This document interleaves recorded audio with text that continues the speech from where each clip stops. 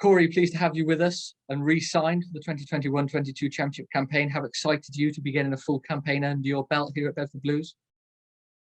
Yeah, mate, I'm buzzing. I'm very excited to finally get a full proper season back to normality, and just excited to get out playing on Goldington Road again. Yeah, can you maybe talk us through how difficult it was for you last time around to be injured for what turned out to be, I think, 7 out of the 10 games? Yeah, no, I torn ligaments in my toe at the Cov game, first champ game, and that pretty much was a big setback at the start of the season. But managed to get myself back for the last 2 games and was able to get some decent game time. But for the games that I was playing, I really enjoyed it. It was just frustrating, really, with the start of the season. Obviously, was going really well through pre-season and the pre-season games against Amtel, but it is what it is. It's just rugby, really, isn't it? Yeah, I guess it was an even bigger setback because you did start so well. You seem to be, going really well in the scrum against Cov, played really well in the pre-season games against Amtel, and then have that injury. It was almost like you'd made it and then it was all taken away from you. Yeah, no, it was a bit of a kick in the teeth. Like, it wasn't ideal, but sure, it is rugby. Like, at the end of the day, it's going to happen. You managed to fight back from injury for the last 2 games of the season. Both of them had a crowd in as well, which we'll talk about. But you played tight head in one, loose head in the other. I guess actually the Blues family don't know what your best position are because you were brilliant in both. Yeah, well, I personally am sticking with tight head. Like, I feel that I'm most strong at the tight head side, but with the injury with Joe Rafter and Manny got called up to the Saints, we just needed somebody to fill in, and I put my hand up and was able to fill in for that match, and was able to hold my own. So I'm happy to fill in, but I'd rather stick it tight. Yeah, I guess one of the selling points you'd come to Bedford was how good a crowd you've got here. How good was it against Amtel to have 1,500 fans behind you? Oh, it was brilliant. Like, you could see the buzz from even the start of the day before, when we just arrived into the sheds and everybody was already piling into the grounds. Like, it was real good buzz with the team. Everybody was like saying, like, it was just a great vibe, and the sun was shining. You couldn't ask for a better day for it either. Mind you, I had to go get my dad to get me some sun cream because I was going to burn myself. So, no, it was great. It was great to have the fans cheering on. Like, they really pushed you on, especially when you were blowing in that sun. When I was gasping for air and you hear my dad shouting from the sideline, it does help. It definitely helps having the fans there, and I'm just excited to get that again. Yeah, you mentioned him there. Supporters probably won't know because we haven't been able to engage as much as normal. But it's a real family affair for you at Bedford. Both your father and your brother have travelled over from Ireland. Yeah, all my family came over. Little brother couldn't make it. He had stuff with school and work, but no, it was great to have the family over and just perform and get the win in front of them. It was a great day in total. They loved coming over.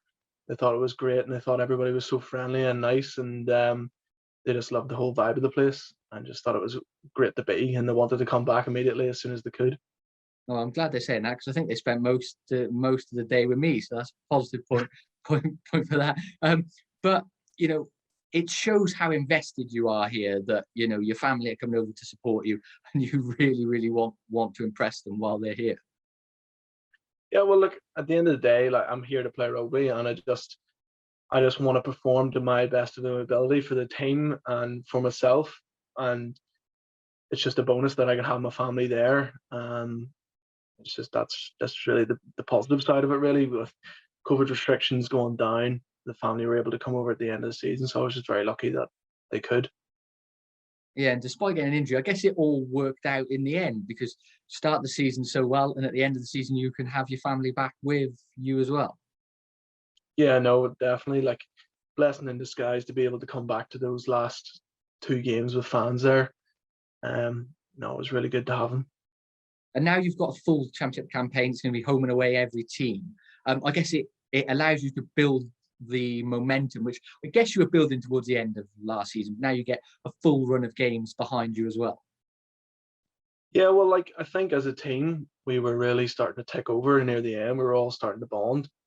Um, I feel like we all want to give this season a really good shot this year, like home and away. Like it's always good to go away to places like Jersey and stuff and experience those away trips, but also having more time at home and being able to perform at home for the rest of the team. Like we all build off those home games, but we also do love going away and being able to put on a performance at someone else's ground. Yeah, you came in for your first campaign for the 2021 shortened campaign.